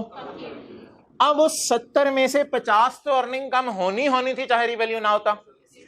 तो 70 में 20 रुपए भी पड़े हैं, लेकिन पड़े रहने दें, P&L को नहीं छेड़ना आपने प्लीज। 70 पूरा इंशाल्लाह फाइनल अकाउंट के सवाल हम किया करेंगे, हम इधर कॉन्फिडेंस से पूरा 70 लिखा करेंगे। अब बता दें, रिटेन्ड अर्निंग ने कहा, रिटेन्ड अर्निंग ना बोलती है, जिससे आपने सुना दीवारें बोलती हैं, तो रिटेन्ड अर्निंग बोलती है। रिटेन्ड अर्निंग बोलती है, रिटेन्ड अर्निंग क्या कहती है कि भाई मेरे तक पहुंचते हुए तुम्हें 50 माइनस चाहिए था, तुमने कितना माइनस कर दिया? 70। और रिटेन्ड अर्निंग सरप्लस को आंख मार के कहती है तेरी वजह से ज्यादा डेप्रिसिएशन आई, तो जब तेरी वजह से ज्यादा डेप्रिसिएशन आई तो तू खुद इसको बर्दाश्त कर, मैं बर्दाश्त नहीं कर सकता इसको, मेरे में इतनी हिम्मत नहीं है कि मैं इस 20 की डेप्रिसिएशन को बर्दाश्त करूं। तू अपना बोझ खुद ही उठा, तू अपना बोझ खुद ही उठा, मैं बर्दाश्त नहीं कर सकता इस डेप्रिसिएशन को, और तू बर्दाश्त कर इस डेप्रिसिएशन को, तू बर्दाश्त कर इस डेप्रिसिएशन को। इससे होता क्या है? प्रॉफिट तक पहुंचते हुए 20 माइनस हो चुका था, उसे 1000 में हम ऐड बैक कर देते हैं। प्रॉफिट तक पहुंचते हुए कितना माइनस हो चुका था? 20, उसे 1000 में क्या कर देते हैं? ऐड कर देते हैं। और जिस वजह से ये 20 आया था वो वजह थी ये वाला 180। तो 180 को कहते हैं you should bear it yourself, तुम खुद इस खर्चे को बर्दाश्त करो। अगर अगर अगर अगर आप ये बात करें कि सरप्लस की वजह से 20 आया तो यही हकीकत है, तो सरप्लस को इसे बियर करना पड़ता है। अब जरा एंट्रीज सोचें, आपको एक चीज पता है, ये सारे क्रेडिट नेचर के अकाउंट है, इक्विटी क्रेडिट नेचर की चीज होती है, कैपिटल क्रेडिट नेचर की चीज होती है। तो retained earning credit, revaluation surplus debit, ये एंट्री टीचर करवाते थे। क्या करवाते थे बोले? रिटेन्ड अर्निंग क्रेडिट और रीवैल्यूएशन सरप्लस डेबिट। 20 के खर्चे को कहां डालो? सरप्लस में। और कहां डल चुका था? P&L में। इसकी वजह से किसको कम कर चुका था? रिटेन्ड अर्निंग को। रिटेन्ड अर्निंग कम हुई क्या करनी पड़ेगी? बढ़ानी पड़ेगी। सरप्लस कम करना चाहिए था, नहीं हुआ सरप्लस को। अच्छा, इसका और कोई हल नहीं था ना? रिटेन्ड अर्निंग असल में बाय डिफॉल्ट कम हो जाया करती थी, क्योंकि डेप्रिसिएशन P&L में चली जाती थी, तो इसका और कोई हल नहीं था। रिटेन्ड अर्निंग अब कम हो गई है, वो चीख रही है मुझे क्यों कम किया, तो इसे बढ़ा दें और जिसे कम करना बनता है उससे कम कर दें। बहरहाल आप लोगों को तो रेटा प्रोग्राम चल रहा है, चलाएं। Surplus debit, retained earning credit चलेगा पेपर में, कोई मसला नहीं। लेकिन यार आज एक फेयर 2 के लेवल की बात करने लगा हूं, तो कुछ लोगों के जहनों में सवाल आ रहा होगा। एक लफ्ज़ बोलने लगा हूं, इंशाल्लाह फाइनल अकाउंट में ज़्यादा आपको क्लियर करूंगा। अल्लाह करे वो लफ्ज़ समझ आ जाए, अल्लाह करे। इसको OCI से रूट नहीं कराना, इसको डायरेक्ट बैलेंस शीट में एंट्री करनी है। मतलब पता है क्या मतलब? ये कुछ बच्चे एफिशिएंट बन के ना इधर ही 20 माइनस करते हैं, इधर 20 माइनस नहीं करना। इन दोनों को पहले ले जाना है, अलग कमरे में ले जाओ इन दोनों को, और इनकी ठुकाई करनी है। इन दोनों को पहले ले जाना है कहां? एसोसिएशन निकालो, एसोसिएशन निकालो। ये दोनों लड़ रहे हैं ना, तो इधर लड़ाई हल ना करवाएं। इन दोनों को की मसला है, वो कह रहे हैं मैं नहीं वी माइनस होया है, ऐसे तो करो। अच्छा ठहरो यार, आओ जरा, आ जाओ जरा, बाहर आओ। बाहर आ गए, अब इनके मसले को हल करवाएं। तो ये बहुत बड़ी बात मैं करने लगा हूं आपसे। इसको OCI ब्रैकेट में खुदा के लिए ना लिख दीजिएगा, इसको OCI से रूट नहीं कराना। ये एंट्री डायरेक्ट जाके अलग जगह होती है बैलेंस शीट में। तो यहां कुछ बच्चे गलती से फिर 160 लिखाते हैं फाइनल अकाउंट के सवालों में। 160 लिखना ब्लंडर है। सरप्लस पूरा शो कराएं, फिर इन दोनों को फेंकें जहां के ये आइटम है। जब ये दोनों अपनी अपनी जगह चले जाएं तो फिर इनकी लड़ाई रिजॉल्व करवा दें। तो ये जो ब्रैकेट लगे हैं ना आज, ये ब्रैकेट हमारे आने वाले दिनों में इतने ज्यादा लगा करेंगे कि बस हो जानी है आपकी। तो ये ब्रैकेट इधर मैंने लगाया है, ये ब्रैकेट इधर मैंने नहीं लगाया। इधर कोई ब्रैकेट में उसकी नहीं लिखना। ये लड़ाई कहां हल होनी? SOFP लिखने की जरूरत नहीं यार, SOFP लिखने की जरूरत नहीं। ये लड़ाई SOFP में हल करानी है आपने इसकी। तो ये किसकी एंट्री होगी जी? इंक्रीमेंटल डेप्रिसिएशन की। ये किसकी एंट्री होगी? Incremental depreciation. It's over. कौन सा साल खत्म हुआ? दूसरा साल खत्म हुआ। अब हम किस साल की तरफ मूव करेंगे? लेकिन ये नोट करना है तो कर लें। ये फिगर एज्यूम की थी मैंने, ये 70 तो एज्यूम नहीं की थी, मैंने सवाल से उठाई है। ये नोट कर लें, जरा लॉजिक याद रहे।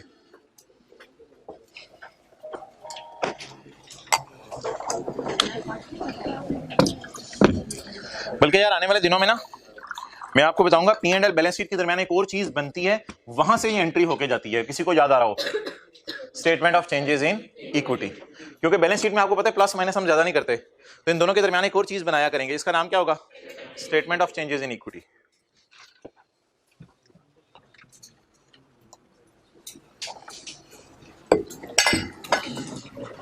अब आप वन वर्ड समरी बता दें, इस एंट्री के लॉजिक याद रहे।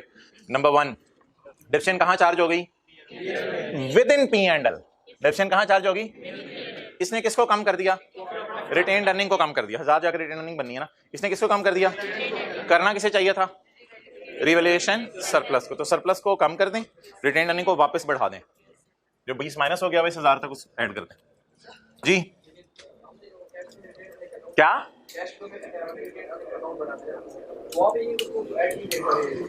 नहीं, कैश फ्लो में अगर आप रिटेन्ड अर्निंग का अकाउंट बनाते होगे तो रिटेन्ड अर्निंग ब्रॉट डाउन आता होगा, प्रॉफिट आफ्टर टैक्स आता होगा, और यहाँ रिवैल्यूएशन सरप्लस आता होगा। और अगर नहीं आता था तो वो सवाल ला के दिखाओ जिसमें वो गिवन था और नहीं आया था। ये मेरा आपको कर लो बात। अब आप अपने बंदे ले आओ, मैं अकेला। अच्छा जी ज्यादा हो गई, अगला साल शुरू करते हैं जी। कौन सा साल मुकम्मल हुआ? 30/2000।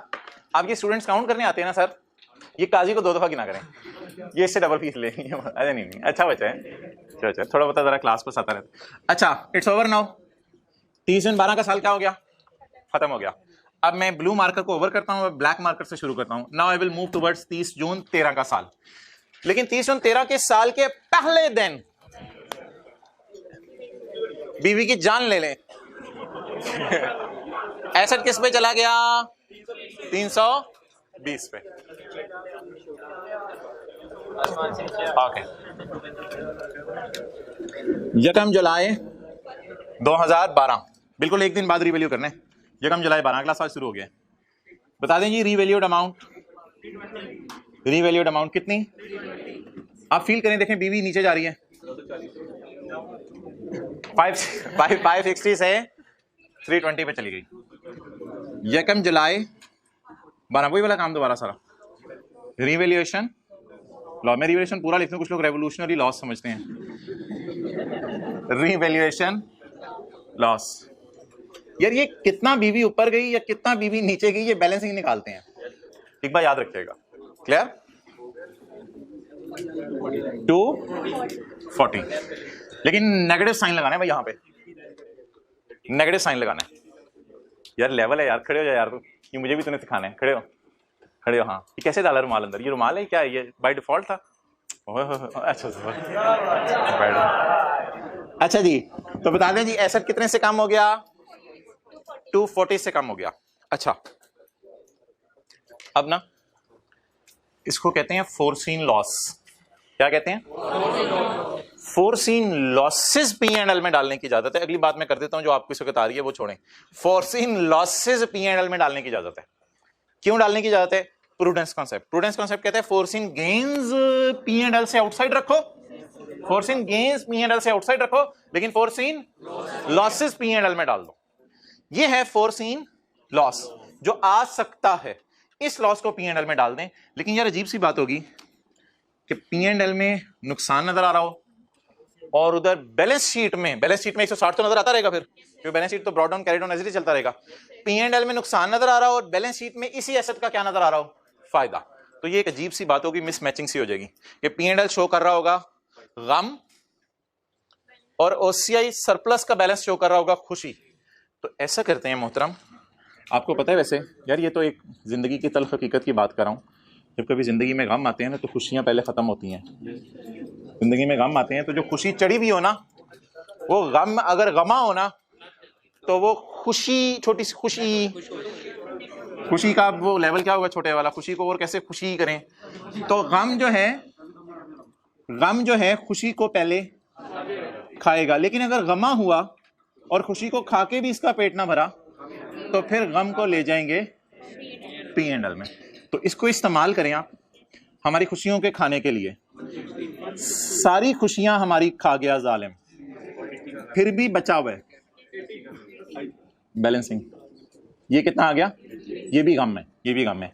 एज ऑन गम कितने हैं अभी तक? 80 के।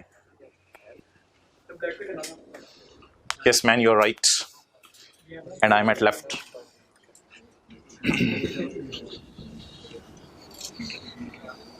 जी बताएं कितना गम है? 240। पहले किसमें इस्तेमाल करें? खुशी को खाने में। खुशी खा ली, बाकी गम बैलेंसिंग आ गया।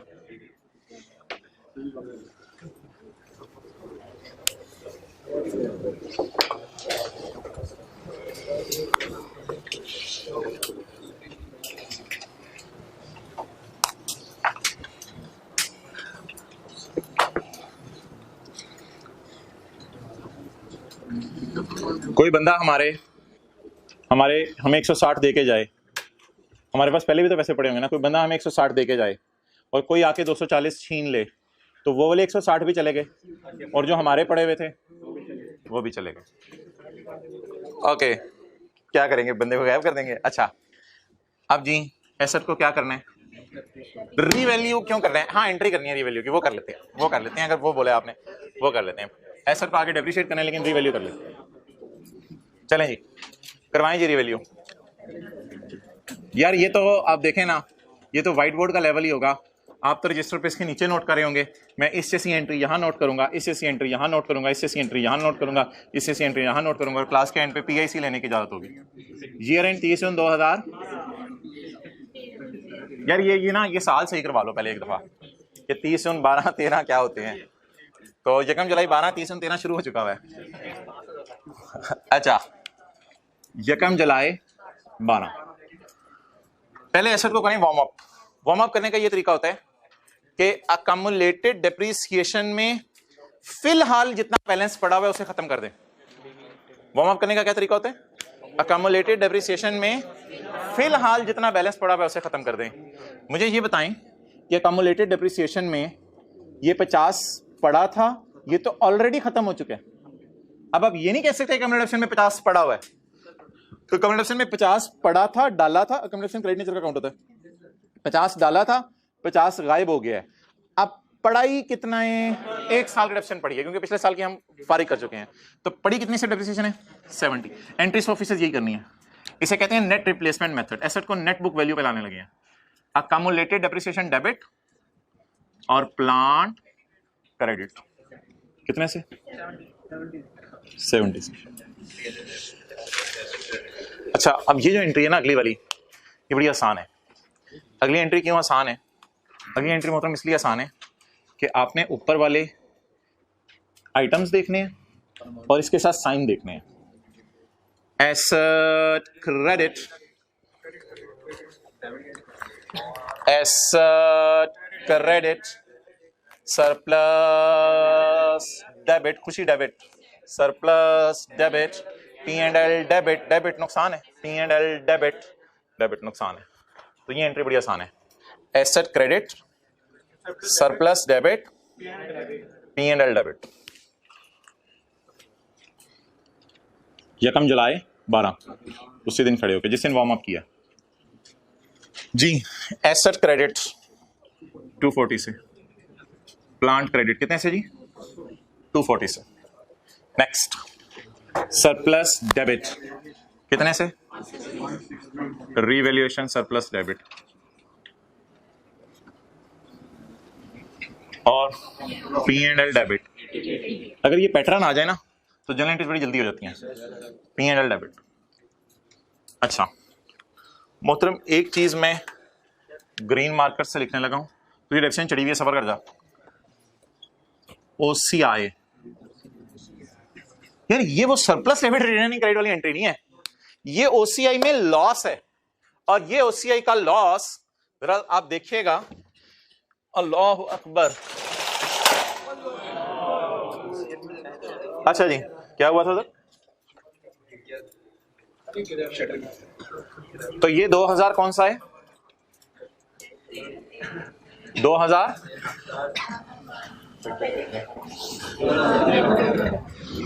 ये 2000 कौन सा था? 12। और ये 2013। 13 में रिवैल्यूएशन सरप्लस नहीं आ रहा, 13 में रिवैल्यूएशन लॉस आ रहा है। कितना? अभी वो ऑर्गेनाइजेशन थी, उधर भी मैंने OCI का लॉस आपको दिखाया था। कितना लॉस? 160। तो अगर पेपर में SOCI के एक्सट्रैक्ट्स आ जाए, हाँ डेप्रिसिएशन तो इस साल की निकाल लेते हैं, वो पता नहीं कितनी होगी, तो ये 160 आएगा। लेकिन बैलेंस शीट में अभी नहीं बनवा रहा आपको, बैलेंस शीट में कुछ मसले मसाइल हैं, वो आने वाले दिनों में फाइनल अकाउंट में देखेंगे। लेकिन OCI के प्रेजेंटेशन साथ साथ देखते रहे। किस साल की? 2013 की। अब आपके पास अगर इधर जगह तो इधर बना लें, वरना 12 की जगह 13 के इधर जगह तो इधर लिख लें, वो आपकी मर्जी है, आपने जहां भी ये नोट किया हुआ है। तो 13 में कितना लॉस आया जी? 160 का।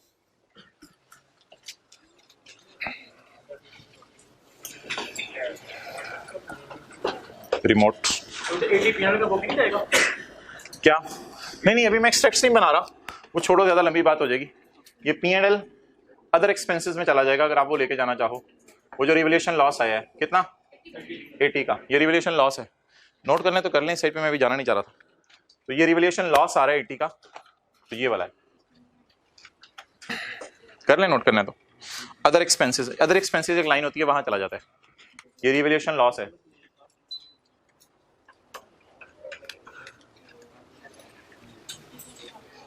किधर है भाई रिमोट? किधर इसका गया प्रोजेक्टर का?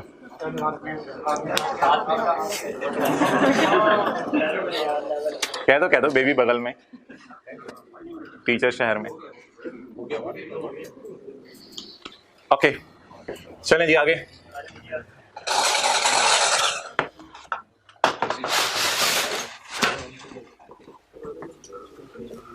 अब हम किस साल की तरफ मूव करें? उसी साल में रहें और डेप्रिसिएशन निकाल लें, उसी साल में रहें और डेप्रिसिएशन निकाल लें। लेकिन डेप्रिसिएशन के लिए मैंने आपको एक मशवरा दिया हुआ कि डेप्रिसिएशन के सामने ना डेट नहीं लिखनी, डेट लिखे बगैर रिमेनिंग लाइफ पहले सोच लेनी है। किस प्राइस को मैं खत्म करना चाह रहा हूं? अब बता दें जी, किस प्राइस को खत्म करना चाह रहा हूं? एक्सेलेंट, 320 को। ये प्राइस किस दिन नजर आ रही है? 1 जुलाई 12 को। ये जरा मेरी दोनों उंगलियों के दरमियान बताएं, कितने साल एसेट इस्तेमाल हो चुका है? 2 साल। और कितने रह गए? ये रटा रुटा नहीं माना कि रशीद ऐसे 9 लिखा सी 8 मेरी वालों, इस तरह देखा करना है, क्योंकि ये आने वाले 2-3 टॉपिक्स नए आपने पढ़ने हैं, उनकी ये बेस बन रही है। डेप्रिसिएशन के सामने डेट फिलहाल नहीं डालनी और रिमेनिंग लाइफ सोचते हुए। अब रिमेनिंग लाइफ बता दें, किस प्राइस को खत्म करना है? कितने साल गुजर चुके? 2। कितने रह गए? 8। बताएं जी। 320 divided by 8, 320 divided by 8, that comes to 40। अच्छा मुझे ये बताएं कि डेप्रिसिएशन में आम हालात में कितनी आ रही थी 50, और खास हालात में, और ये भी खास हालात हैं, कितनी आ रही है 40। इस डेप्रिसिएशन में महंगापन कितना था 20 का। इस डेप्रिसिएशन में महंगापन कितना था 20 का। इस डेप्रिसिएशन में सस्तापन, इस डेप्रिसिएशन में सस्तापन पन पन पन पन सस्तापन कितना है 10 का सस्तापन है। ये जो 10 की फिगर है ना, इस पे चेक कर लेते हैं। 10 की फिगर जैसे हमने इधर किया था ना, 160 को डिवाइड किया था, तो इधर हाँ 180 को जैसे डिवाइड किया था, तो ऐसे ही रिवैल्यूड अमाउंट के सामने ये 80 पड़ा है। 320 को 8 से डिवाइड किया, इसी तरह 80 को 8 से डिवाइड करें, 10 आ गया। अब मोहतरम ये 10 सस्ता पन है, तो इसको मैं पॉजिटिव करके शो कर रहा हूं। इतना एक तरह का मुझे फायदा आ रहा है। क्या फायदा आ रहा है बोल रहे हैं, क्या फायदा आ रहा है? डिफरेंट कम रिकॉर्ड हो रही है, डिफरेंट कम रिकॉर्ड हो रही है, तो इसलिए इसको पॉजिटिव 10 के साथ शो करते हैं। इससे ज्यादा इसके ऊपर कोई बहस करने की जरूरत नहीं है। अच्छा, अब मोहतरम मुझे ये बताएं कि 40 की और 10 की एंट्री किस दिन होगी? 30 जून 2013 को। इससे पहले कि मैं WDV निकालूं, पहले जनरल एंट्रीज कर लेता हूं। आमने सामने एंट्रीज करें। 30 जून 13 जी बोलें। Depreciation debit, account depreciation credit.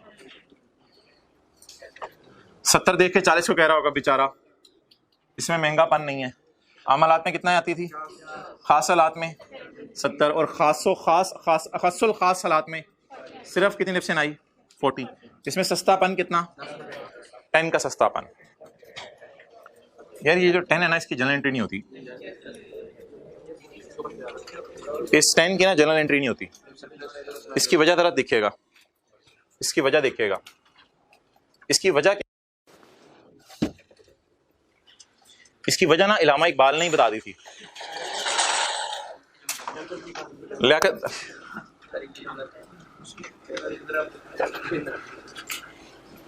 और डिप्शन कितनी है 40। तो I am standing in 2013, I am standing in 2000। उसे मैं कोई चीज समझाने लगता हूँ, मुझे इसकी शर्ट नजर आ जाती है, नो थैंक्स, तो मुझे भी समझाया नहीं जाता आगे। पता नहीं उसके ऊपर कुछ पहन के आया। अच्छा, तो डेप्रिसिएशन जो है वो हजरात कितनी आई है बोलें 40। असल में ये डेप्रिसिएशन किस वजह से आई है कि इस साल हमारा एसेट पे क्या हो गया, नुकसान। और नुकसान को मैंने कहा डाला आउटसाइड P&L, इनसाइड P&L। जब मैंने नुकसान को डाला इनसाइड P&L, तो इनसाइड P&L गया नुकसान, और डेप्रिसिएशन भी कहां चली गई, इनसाइड P&L। अब आउटसाइड P&L कुछ है ही नहीं, तो रिटेन्ड अर्निंग किससे लड़े? आउटसाइड रिटेन्ड अर्निंग में आप शायद कहते हैं कोई मसला हुआ, रिटेन्ड अर्निंग इतनी आनी चाहिए थी, इतनी आ रही है, लेकिन लड़े किससे? दोनों मसले कहां पड़े हुए हैं। बस इससे ज्यादा मैं इस पे बात नहीं करूंगा, फायदा नहीं होगा, इससे टाइम जाया होगा। तो दोबारा सुन लें बेशक। डेप्रिसिएशन कितनी है जी 40। ये कहां गई, इनसाइड P&L। नुकसान कितना आया 80, वो भी कहां गया, इनसाइड P&L। तो जब नुकसान भी इनसाइड P&L गया, डेप्रिसिएशन भी इनसाइड P&L गई, तो इसलिए रिटेन्ड अर्निंग अगर कोई परेशानी है इसको, तो सारी परेशानी ही इसके अंदर ही पड़ी हुई है, इसलिए इससे ज्यादा हमें सोचने की जरूरत नहीं है। चलो आ जाओ इधर। तो इसको ना जरा हार्ड टू क्रंच है, ऐसे कर लो, चला गया ना, बस इसको इसी तरह आप एब्जॉर्ब कर लें। पानी पिलाओ यार, फंस गया तो पानी पिलाओ। तो ना इसके साथ ना क्रॉस लगा दें, ये करना जरूर है, ये करना जरूर है, लेकिन इसके साथ क्रॉस लगा दें रेड मार्कर से। जनरल एंट्रीज की कोई नहीं होगी। इसमें ना काफी लंबी बात हो जाती थी, एक दो क्लासों में मैं करता भी था, लेकिन फायदा कोई नहीं होता था इन द एंड, वो बातें होते फिर याद नहीं रहती। अच्छा जी, तो बता दें सिर्फ जब डेप्रिसिएशन में क्या होगा, महंगापन, तो एंट्री करनी है ये। जब कभी डेप्रिसिएशन में सस्तापन हो तो ये एंट्री। अब बच्चे पूछें फिर ये +10 क्यों लिख रहे हैं, इसकी वजह मैं थोड़ी देर में डिस्कस करता हूं कि मैं लिख क्यों रहा हूं। जब जनरल एंट्री नहीं करनी तो लिख क्यों रहा हूं, उसकी वजह डिस्कस करते हैं। क्लोज करें जी हमारा साल, बोलें जी WDV 2। इससे ज्यादा वजह नहीं सोचो यार, छोड़ो कितना आ गया 70। अब जी देखते हैं बीवी के साथ यकम जुलाई दो, oh she is on sky, book values on skies now. कितनी है जी, चांद पे पहुंच गई, कितना 600। यकम जुलाई 13। आपने बताया नहीं, ब्लू मार्कर सर पकड़ लें, बताया नहीं। यकम जुलाई 13 जी। बीवी कितनी है? 280। कहां पहुंचाना है इसको? 600। आप बता दें जी, यकम जुलाई। यार रुक जा, नहीं पहुंचाने थे यार उसको, तुझे क्या मसला है? उसका अपना सवाल, तेरा अपना सवाल। अच्छा जी जी बोलें। रीवैल्यूएशन, सरप्लस, बैलेंसिंग, खुशियां। खुशियां बीवी ने खुशियां प्रोवाइड कर दी, आसानों में चली गई। अच्छा बोलें जी बोले 320। अच्छा, जिंदगी के किसी मोड़ पे खुशी आ जाए और गमी थोड़ी सी कहीं पड़ी हो साइड पे, तो क्या करें? खुशियों को रिकॉर्ड कर दें या पहले गमों को खत्म करें? पहले गमों को क्या करें? खत्म करें। तो गम कितना पड़ा हुआ है? 70। इसको ना यार, मुझे भी जवाब आता है। इसको खत्म करें 320 को। 320 को किस में इस्तेमाल करें? खुशी को। अब कहानी तो बदल गई ना, अब कहानी बदल गई, अल्लाह जज़ाए खैर दे बीवी को, अब कहानी बदल गई। तो अब 320 वाली खुशी किस में इस्तेमाल होगी? गम को खाने में, गम को खाने में, यानी खुशी को इधर ले जाएं थोड़ा सा, 0। और बाकी जो खुशी आई है उसे कहां डाल दें? अनरियलाइज्ड खुशी, अनरियलाइज्ड खुशी। ठीक है, तो अनरियलाइज्ड खुशी का एज ऑन बैलेंस 250। ओके, आगे चलाएं जी। आगे क्या करना है? डेप्रिसिएशन। लेकिन जो 2 जनरल एंट्रीज कर लें। Year ended 30/9/2014। Year ended 30/9/2014। बताएं जी, ये एंट्री मारूं या फिर मैं पहले वार्म अप कर लूं? आप बता दें जी, अकोमोडेशन कितनी पड़ी हुई है किताबों में? किसे क्या कर दें? खत्म भाई करें, खत्म कर दें, फारग करें। यकम जुलाई, देखिए मैं होश में हूं, 30/14 और पहला दिन यकम जुलाई 13। हाँ कह रहे हैं यस सर आप होश में। Okay, accumulated depreciation debit Plantae 40 और यकम जुलाई 13। ये एंट्री जरा आपने मेरे साथ साथ बोलनी है। Plant debit 320। सरप्लस क्रेडिट, इस पे नहीं सोचना घर में, इस 10 पे प्लीज। सरप्लस क्रेडिट, अब वो ग्रीन मार्कर पकड़ने का टाइम नहीं है मेरे पास। 250 और P&L क्रेडिट कितने से? 70। रिवैल्यूएशन गेन जिसे आप कह सकते हैं। इन द एंड डेप्रिसिएशन के सामने डेट डाले बगैर सोचें कि इस प्राइस को खत्म करना है। कितने साल हो चुके हैं? 3 साल हो चुके हैं। तो बकाया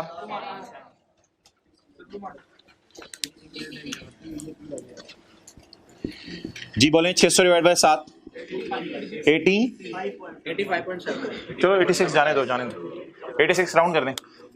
इसमें महंगापन जुबानी बताएं, जुबानी 50 आम हालात वाला 86 ये, इसमें महंगापन 36 इसमें महंगापन आ गया। क्लियर?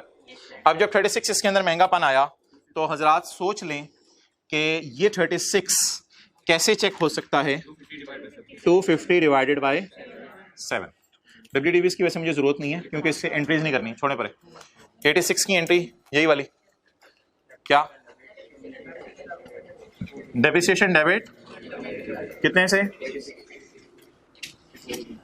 और रिवैल्यूएशन सरप्लस डेबिट, इधर ब्रैकेट में उससे ना लिखिएगा 36।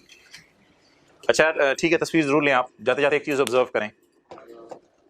आम हालात और डेप्रिसिएशन तो 70 में कितना ज्यादा था, 40 में कितना कम था, उसकी एंट्री नहीं। 86 में कितना ज्यादा था तो 36 की एंट्री बनेगी। क्लियर? अब आप कैमरा इधर ही रखो, मैं 1 मिनट में IS 16 ढूंढ के जो किताब का पहला चैप्टर है उसमें से कोई सवाल होमवर्क के लिए देख दूं ताकि ये रिवैल्यूएशन आपकी जरा रिवाइज हो जाए।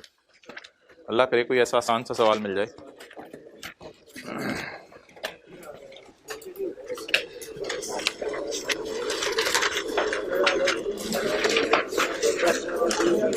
जी मोहतरम, पेज 9 पे क्वेश्चन 1 आपका होमवर्क है। पेज 9 पर क्वेश्चन नंबर 1, किताब का page number 9, question number 1, IS 16 में। ये होमवर्क है, इस सवाल पे 15-20 मिनट लगा लीजिएगा। ओवर।